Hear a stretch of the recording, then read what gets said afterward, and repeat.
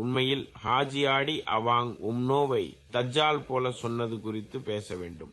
இது பற்றி நான் மலேசியா கெசட் பேட்டியில் ஒருவேளை சொன்னேன். ஆனால் இன்று நான் கொஞ்சம் விரிவாக சொல்லப் போகிறேன். இந்த பிரச்சனை முஹிடின் யாசின் முன்பு கூறியதை உறுதியாக நிரூபிக்கிறது. அப்போது அவர் பாஸ் ஒரு தவறான மத கூட்டம் என்று கூறியிருந்தார். அது உண்மையில் சரிதான். முஹிடின் 2003 ஏப்ரல் மாதத்தில் பாஸை தவறான மத கூட்டம் என்று கூறியது.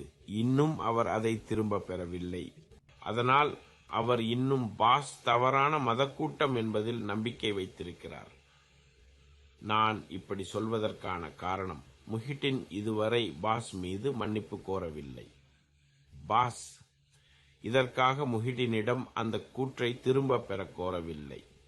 இதனால் பாஸ் தவறான மத கூட்டமாகவே அரசியல் வரலாற்றில் இருக்கும். பாஸ் தலைவர் மற்றவர்களை தஜ்ஜால் என்று சொல்வதை கேட்டால் நாம் அந்த கட்சியின் இயல்பை புரிந்து கொள்ளலாம்.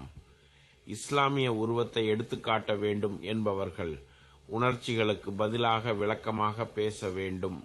தோல்வியடைந்தவுடன் நம்மை தஜ்ஜால் என்று சொன்னால், விக்டோரியா வென்றால் நம்மை என்ன என்று சொல்வார்கள்?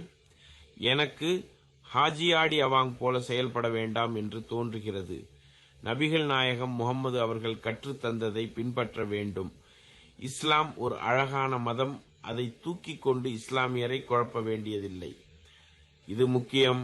நண்பர்களே, நபிகள் நாயகம் அவர்களின் உண்மையான போதனைகளை பின்பற்றுவோம்.